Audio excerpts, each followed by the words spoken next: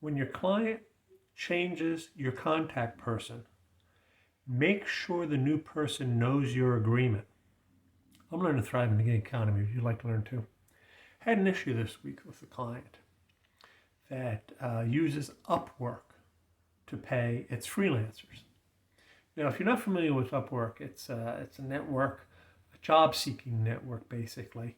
And you can go on and you can hire a freelancer, and the freelancers make bids on jobs and things like that.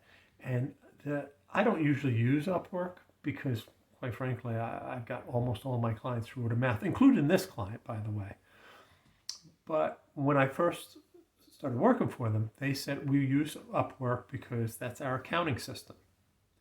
I said, fine, but I don't want to pay the Upwork fees. And they can be substantial. They can be substantial. I think if it's a project less than $5,000, it's 20% or 10% of the fee goes to Upwork. That's quite a bit.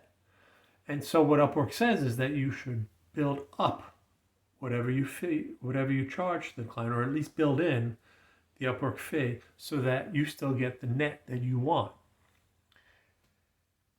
When I first started working with this client, I said, I expect this amount net after the Upwork fees. And my contact person said, no problem. And he was always paying me the higher amount so that the net would be what we agreed on.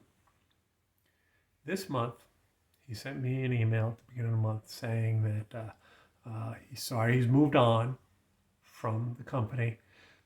But he has turned over my invoice to the new person, and that there may be a slight delay, but I would get paid, no problem. And it's a few weeks. I'm not going to argue. It's not that big of a deal. Until I got the notice from Upwork today, and whoever was the new person, the new contact person, didn't round up what they paid Upwork. So I got a net 20% less than what I expected. A little annoyed, as you can imagine. But here's what you got to think when something like that happens. You got to think, okay, I got to set this straight right away. Don't accept the amount. I went on Upwork and I messaged the new contact person who was paying me. And I said, very calmly, hello, my agreement in the past has always been that my invoice is the net amount that I get rather than the gross, and that your company would pick up the Upwork fee because you want to pay me through Upwork for accounting reasons. I'd appreciate it if you honor this invoice that way, and if you want to change this, we can talk about it. In the future, I'll build in the Upwork fee into what I charge. And you notice what I did then? That was just very straightforward. I didn't get upset. I didn't accuse them of trying to do something or anything like that. I've talked about this in the past. I always assume goodwill at first. The new contact person may not have known that she was supposed to round it up so that I got that amount. Maybe she did know and she was trying to get away with it, try to get a little extra in their pocket, keep a little bit for themselves. But I did not assume malice. I assumed good faith. Hey, you might not have known this agreement was that this is the net amount I invoice. Please, let's talk. She immediately responded, said, oh, I'm sorry, I didn't know. How much do you usually pay in fees? We'll take care of it. And in the meantime, I figured out how much it would be if you rounded it up and whatnot. And I said, oh, thank you. And I sent an email back saying it probably is about this much. If my math is correct, but you should double check that. You know what they did? They just sent me a little bit extra. For a company, it probably was, a dinner. Cost of a dinner, you know what I mean? They don't care. It's a few dollars. But it was important on my end, not just for the money, but for the precedent.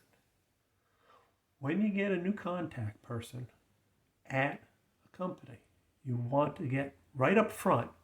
Here's the agreement. Let's honor it. If you want to change the agreement, talk to me. Because you never know if they're going to try to get away with something. You want to be honest with them. You want them to play straight. You know, if the new person wants to sort of feel around and see whether they can get away with something, they might do it. Because the new person doesn't have any loyalty to you. You're just a name. They don't have a relationship with you. They didn't hire you, so they don't really care one way or the other. You're just there. So you have to make sure that you stand up for yourself right up front, calmly, in a nice way, professional way, and say, hey, this was the agreement. If you want to change the agreement going forward, we need to talk. But for now, I expect you to honor it. And she did. And who knows? In the future, she might reach out to me and say, okay, we got to negotiate this. We got to change the way we pay you or whatever. And that's fine. But for now, she's aware that I'm paying attention and I expect the agreements to be honored.